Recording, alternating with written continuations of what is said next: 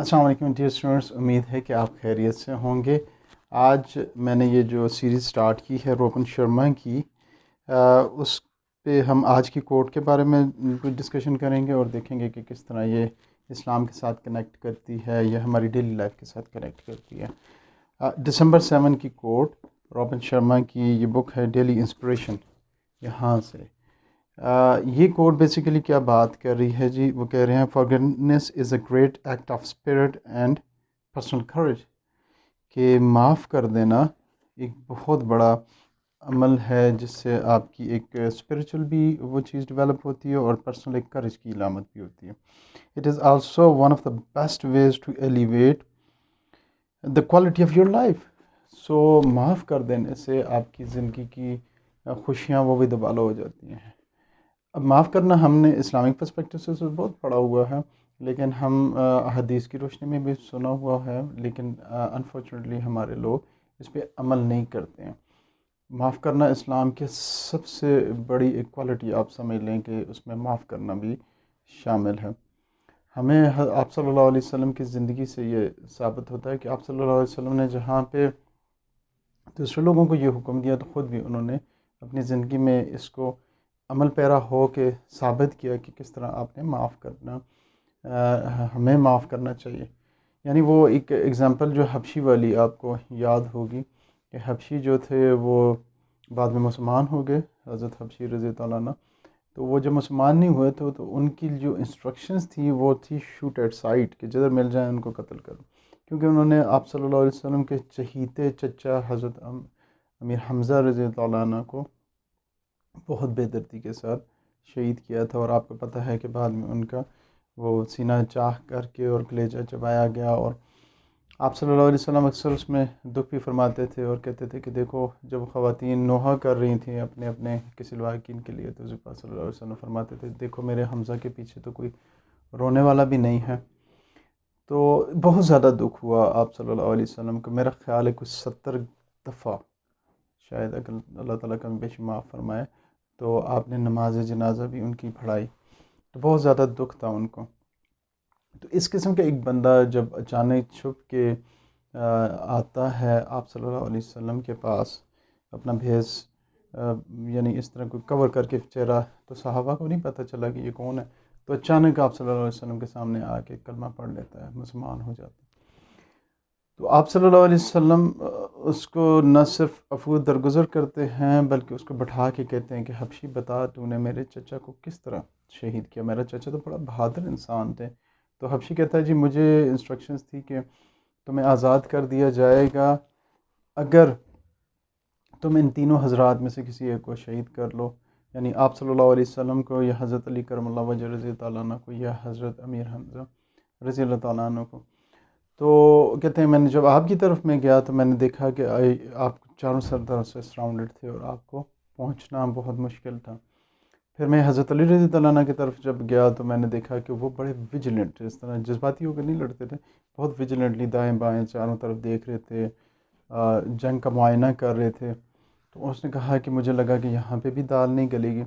تو جب میں حضرت حمزہ رضی اللہ عنہ کی طرف گیا تو میں نے دیکھا کہ آپ دیوانہ وار لڑ رہے تھے اور شاید میرا خیال ہے دونوں ہاتھوں میں تلواریں تھیں۔ تو اس نے کہا کہ اب مجھے امید ہوگی کہ یہاں پہ کچھ ہو سکتا ہے۔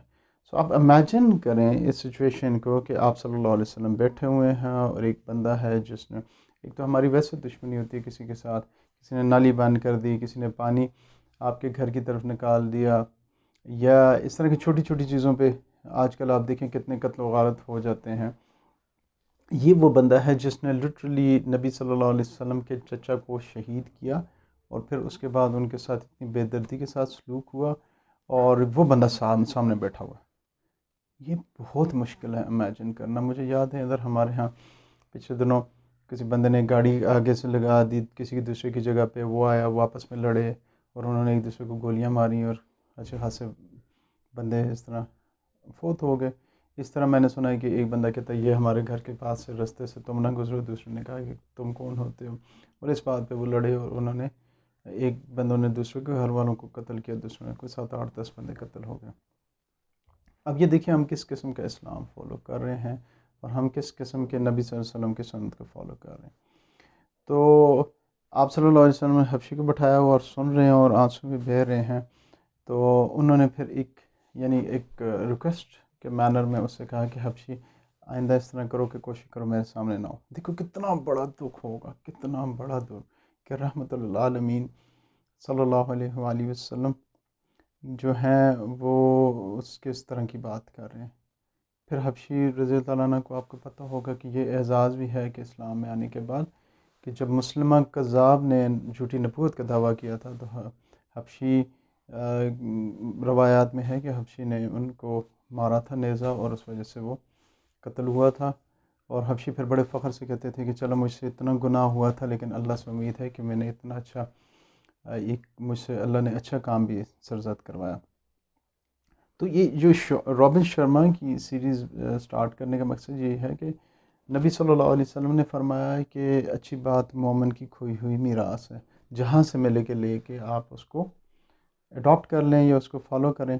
اب یہ چیزیں ہم اسلامک پرسپیکٹیو سے تو سنتے ہیں تو وہ ہمارے بچوں کو اس طرح زیادہ کنونس نہیں ہوتے، تو اس وجہ سے میں نے کہا کہ چلیں کسی اور غیر مذہب کی یا دوسرے ریلیجنس کے کوٹیشنز لے کے آ جائیں جو کہ ہمارے دین کے عین مطابق ہیں، جو ہمارے نبی صلی اللہ علیہ وسلم نے 1400 سال پہلے کہہ دی.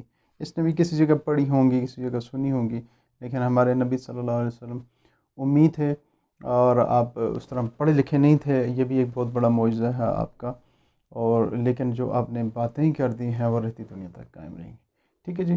سو ہمیں چاہیے کہ ہم آپس میں بہن بھائی بھی ہیں وہ بھی آپس میں ناراض نہ ہوا کریں، کیونکہ حدیث شریف ہے کہ اگر کوئی ایک بھائی دوسرے بھائی سے 3 دن تک یا اس سے زیادہ ناراض رہتا ہے تو اللہ سبحانہ وتعالیٰ اس سے خوش نہیں ہوتے، اور اس کے لیے کوئی وعید بھی ہے، مجھے ابھی ذہن میں یاد نہیں آ رہی، لیکن ہمیں چاہیے کہ عفو درگزر سے کام لیں، ایک دوسرے فارگیونیس سے کام کریں. ایک ڈاکیومنٹری میں نے دیکھی تھی، وہ میں آپ سے شیئر کر لوں. ڈاکیومنٹری میں انہوں نے بتایا تھا کہ جتنے بھی ورلڈ وار کے اندر نازیز نے ٹوین بیبیز جتنے بھی تھے ان کو پکڑتے تھے اور ان پہ کوئی ایکسپیریمنٹس کرتے تھے، ان کو انجیکشنز لگاتے تھے. تو اس میں ایک وہ جو ٹوین بیبی تھی اس ابھی تو وہ میرا خیال 100 سال کی خاتون تھی، اس کا بھی ڈاکیومنٹری دکھائی انہوں نے. تو وہ بتا رہی تھی ہمارے اوپر اتنا ظلم ہوتا تھا، اتنا ظلم ہوتا تھا، اور ہمیں وہ انجیکشن لگاتے تھے. وہ کہتی ہے ایک دفعہ تو میں رات فرض کر صبح 6 بجے انجیکشن لگایا تو رات کے 12 بجے تک میں اس طرح تڑپ رہی تھی اور میں سمجھ رہی تھی کہ میں مر گئی ہوں. اور اس کی جو دوسری ٹوین بیبی تھی وہ مر بھی گئی تھی. اور اس طرح بتاشا ٹوینز پہ انہوں نے پکڑ کے اور یہ نازیز جو ہے کوئی ایکسپیریمنٹیشن ہیومن ایکسپیریمنٹیشنس کر رہے تھے. تو وہ عورت کہتی ہے کہ ہمیشہ میرے دل میں تھا کہ میں ان سے بدلہ لوں گی، اور ایک گرج تھا اور ایک غصہ تھا. پھر وہ کہتی ہے میں نے ان کو معاف کر دیا اور سچے دل سے معاف کر دیا. اچھا، یہ فلاسفی تھوڑی سی سمجھنے کی ہے کہ جب آپ کسی کو معاف نہیں کرتے ہیں، کسی کو آپ دیکھتے ہیں اور آپ کو وہ کہتے ہیں کہ یار مجھے یہ زہر لگتا ہے، مجھے تو یہ بہت برا لگتا ہے، تو ہوتا کیا ہے کہ وہ بندہ تو نارمل پھر رہا ہوتا ہے، اس کو تو کچھ نہیں. تو وہ ایک زہر آپ اپنے جسم میں لے کے پھر رہے ہوتے ہیں. آپ کو ویسے ہی تنگ ہو رہے ہیں، آپ ویسے ہی کوڑ رہے ہیں، اور آپ کے تنگ ہونے سے کوڑ ہونے سے کس کو نقصان ہوتا ہے؟ آپ کا بلڈ پریشر ہائی ہوتا ہے، آپ کا سٹریس زیادہ بڑھتا ہے، آپ کا اینگر زیادہ بڑھتا ہے، آپ کا ڈسٹریسٹ ہوتا ہے. اور اس بندے کو تو کوئی مسئلہ نہیں ہے، وہ تو مزہ سے آیا آپ کے پاس بیٹھا اور گھر چلا گیا. سو یہ جو ریونج ہے یا نہ معاف کرنے سے زیادہ نقصان آپ کا ہوتا ہے، دوسرے کا کوئی نقصان نہیں ہوتا. ٹھیک ہے جی. اور ہمیں پتہ ہے کہ جو لوگ معاف نہیں کرتے وہ پھر مختلف ٹیکٹک سوچتے رہتے ہیں کہ میں کس طرح اس سے بدلہ لوں، اور وہ نیگیٹو انرجی ضائع کرنے کی وجہ سے وہ زندگی میں کہیں بھی نہیں جاتے، وہ اپنی جگہ پہ ہی کھڑے رہتے ہیں. تو سب سے بہتر عمل ہے، مشکل کام ہے. آپ صلی اللہ علیہ وسلم کی ایک اور حدیث شریف مجھے یاد آ گئی کہ آپ صلی اللہ علیہ وسلم کہیں سے گزر رہے تھے تو ایک خاتون تھی، اس کا شوہر فوت ہوا تھا، تو وہ رو رہی تھی، کوئی دھاڑے مار کے رو رہی ہوگی. تو آپ نے اسے فرمایا ہے کہ اے خاتون، جب تمہیں دکھ پہنچے تو صبر کیا کرو. تو اس کو نہیں پتہ تھا کہ یہ آپ صلی اللہ علیہ وسلم ہیں. تو اس نے کہا کہ ہاں آپ کو کیا پتہ ہے، مجھے تو اتنا بڑا دکھ ملا ہے، آپ کو کیا پتہ ہے کہ دکھ کیا ہوتا ہے یہ وہ. تو جب آپ صلی اللہ علیہ وسلم وہاں سے چلے گئے تو وہ اس کو کسی نے کہا کہ اللہ کی بندی تم نے تو یہ نبی صلی اللہ علیہ وسلم تھے، آپ کو پتہ نہیں چلا؟ تو وہ آ گئی آپ صلی اللہ علیہ وسلم سے معافی مانگنے کے لیے. اس نے کہا یا رسول اللہ مجھے معاف کر دیں، مجھے نہیں پتہ تھا. تو آپ نے اسے فرمایا کہ اے خاتون، اصل میں صبر تو اس کو کہتے ہیں جو پہلی دکھ کی بات ملے اس پہ صبر کر لیں. یعنی آپ صلی اللہ علیہ وسلم نے اپنے عمل سے بھی ثابت کر دیا. آپ امیجن کریں نا، اگر کوئی انسان ہماری طرح کا ہوتا تو وہ اس کو کہتا خاتون کو تم خاموش ہو جاؤ، تو اس طرح دکھ نہ کرو، تو آگے سے اس طرح بات کرتی تو ہم اس کو کہتے جاؤ بھاڑ میں جاؤ، تمہیں تو نصیحت کرنے کی فائدہ ہی نہیں ہے، تم ہے ہی اس طرح کی ہو، جاؤ میری طرح سے مرو پٹو. تو آپ نے کیا کیا کہ صبر کر کے اس کی بری بات پہ یہ ثابت کر دیا کہ آپ کو صبر کس طرح کرنا چاہیے اور کس طرح اوور ریئیکٹ بھی نہیں کرنا چاہیے. اور اس وجہ سے یہ جو رابن شرما کی آج کی کوٹیشن ہے کہ forgiveness is a great act of spirit and personal courage.